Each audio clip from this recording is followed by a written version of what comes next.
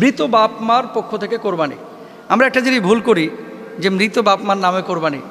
নামে কখনো কোরবানি হয় না, পক্ষ থেকে হয়।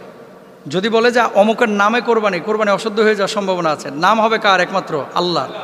আল্লাহ কোরআনে কি বলতেছে? ওয়ালা তাকুলু মিম্মা লাম ইউজকার ইসমুল্লাহ। আল্লাহর নাম ছাড়া কোনো পশু যদি কেউ জবাই করে এটা খাওয়া যাবে না কিন্তু, এবং ওই পশুটা মুসলমানের জন্য খাওয়া হারাম। এবার আসেন আরেকটা দলিল নেন।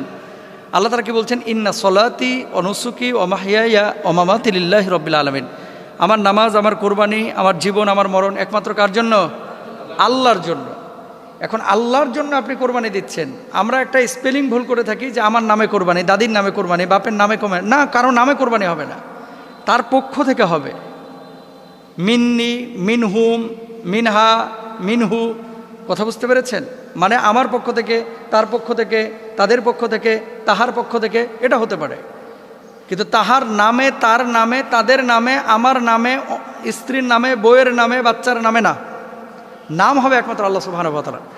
মৃত বাপ মা, আল্লাহ রাসূল সাল্লাল্লাহু আলাইহি ওয়াসাল্লাম দুটি কোরবানি দিতেন। কখন আম্মাজান খাদিজাতুল কুবরা রাদিয়াল্লাহু তাআলা আনহার পক্ষ থেকেও দিয়েছেন, সমস্ত উম্মতের পক্ষ থেকে আল্লাহ রাসূল দিয়েছেন। তো সমস্ত উম্মত তো, নবীজির অনেক উম্মত তো মারা গিয়েছে সেই সময়, এখনও তো লাখ লাখ কোটি কোটির উম্মত মারা গিয়েছে। তার মানে সমস্ত জীবিত এবং মৃত উম্মতের পক্ষ থেকে আল্লাহ রাসূল দিয়েছেন সওয়াবের জন্য। তো আমাদের মৃত বাপ মা যাদের কবরে চলে গেছে, আপনার যদি আর্থিক সঙ্গতি থাকে, ধরেন দুটো গরু কিনলেন অথবা গরুর দুইটা ভাগ নিয়েছেন, একটা নিজের জন্য আর একটা আমার মৃত বাপ মার জন্য। নিয়তটা কি? যে আল্লাহ এখান থেকে যে সওয়াবটা দিবেন, আমার মৃত বাপ মার কবরেও এই সওয়াবের একটা অংশ পৌঁছায় দেন। এই নিয়তে যদি আপনি করে থাকেন তাহলে আপনি কোরবানি করতে পারেন, জায়েজ আছে আপনার জন্য। তবে মরা মানুষের জন্য কোরবানি না, কিন্তু মরা মানুষের সওয়াবের জন্য কোরবানি আপনি দিতে পারেন। কোরবানি হচ্ছে জীবিত মানুষের জন্য। সেকেন্ড আরেকটি বিষয় আপনাকে বলি। আপনার বাপ মারা যাচ্ছিল, ঠিক ওই মুহূর্তে বলেছে বাজান আমার জন্য একটা কোরবানি দিস, ওসিয়ত করে গিয়েছে। আপনার মা ওসিয়ত করে গেছে। ভেরি ভেরি ইম্পর্টেন্ট একটা বিষয়, এটা আমরা অনেকেই জানি না।